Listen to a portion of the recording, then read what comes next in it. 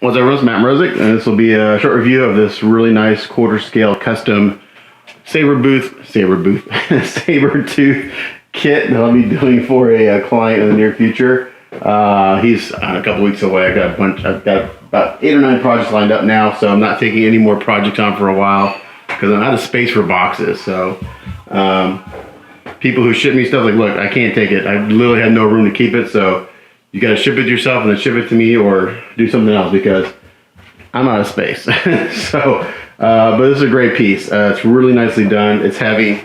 Sculpt is great. Quality of the kit's great except for one spot, which I'll mention when I take them apart. It's got 3 switch outs, which are just the portraits. This is sculpted by Alejandro, I'm going to butcher his last name, Pereira, I think that's how you say it. And this is number 45 out of 50, so small edition size. I don't remember who the group is, and I typically don't say it, but sometimes I do. Some groups I know I'm not supposed to, other groups I just say it. But yeah, great piece. The packing was interesting. It was kind of like, it was packed well, but like the body was in there, and then all the other parts were in bubble wrap and just laid on top, so I guess that's how it's supposed to be packed. So like it doesn't go back in the box as one piece. The arms come off and the feet come off. And then the body, the torso, and the legs are one solid piece. Okay, so let's start from the top, going down. And I realized in the last review I didn't do any measurements of Jubilee, so I'll try to remember to do that here. So it's got 3 portraits. This one is pretty cool. It's not my favorite, but he's kind of smirking. Kind of got that evil look on his face. Love the sculpt and the fur on his outfit here. Done extremely well. If we take that out, really nice magnets on the heads. Here's his first portrait, kind of where he's got his mouth open. As I'm going to get you step back expression. Again, great sculpt in the face, lots of great detail. The teeth and the tongue are done amazingly well. Again, I love the hair sculpt, lots of detail in there. But I think my favorite sculpt is the last one, which I'm gonna call the raging head.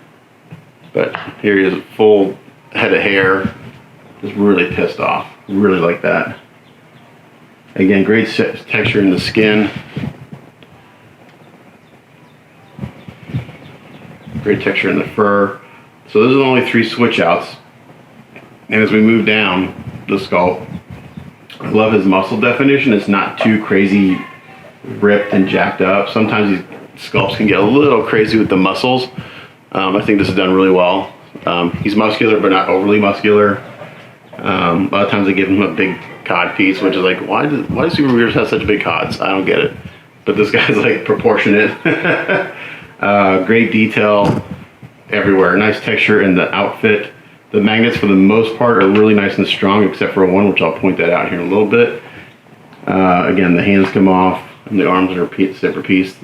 Sculpt in the hands is excellent. Love the claws, love all the detail and the stitching here. Nice metal blade on the outside here of his glove. And if we turn the other side, the other hand is sculpted equally as well.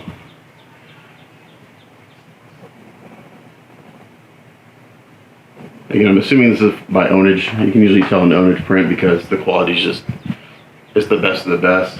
Their prints are crazy expensive. Like an ownage print of this would probably be, just the print would probably like be $4,000 or $5,000 would be my guess. Just the print. And as we move down the suit, we got some nice, again, nice detail sculpted in there. Again, the texture in the suit is really nice. It's not overly done, it's really natural. The fur sculpt, again, is off the charts, done really well. Nice detail in the boots here, great stitching. So all these details will be wrought really nicely with paint. Base is fairly simple. Like a snow scene with a log coming out of the snow and me stepping in the snow. So there's only one little gripe I have, and it's one of the magnets. Actually, I don't think there's a magnet in it at all. I'll show it to you. I'm going to take this head off and the arms out just so they don't. They're pretty strong, but I don't like to, just to be safe. Because no one, like I would like drop a hand and the claws would break off and then I have to fix it. So like I said, the torso and the legs are one piece, but there we go. The magnets in the feet aren't the best. They don't have to be that great because you get the weight of the torso, but like this one, there's a magnet here, but my guess is there's no magnet in the foot. Or if it is, it's really deep, or it's just really shitty. So, one of my main gripes with these guys is that sometimes the factories just use crappy magnets. I mean, they go through all the effort of making these really killer kits, and they chimp out on the magnets. Or they just don't put them in at all. I mean, that's fine. I don't mind putting magnets in, but I have to know that before I get a piece, because that's something I have to equate into my quote as far as time and stuff. And magnets can get expensive, especially the ones I use. I use the nice N52. They're strong and they're big. So typically when I use the big magnets, those are a couple bucks a piece, you know. So for every joint, it's just the cost of the magnets is, you know, $6 just to do just for the cost of the magnets and the time to put them in. So you multiply that by a bunch of switch outs and the cost of magnets goes up pretty quick. So that's my only gripe about this piece, are the magnets in the feet. They could be stronger, and again, I don't think there's one in this foot at all, so that's the only crit I have. Let's get some measurements on this guy before I forget.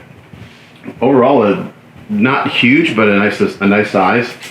So, as Mr. X would say, that's what she said. So overall height on him is right at 20 inches. Your depth would be from the front of that log to the back, which is, I'm going to estimate, right about 18 inches.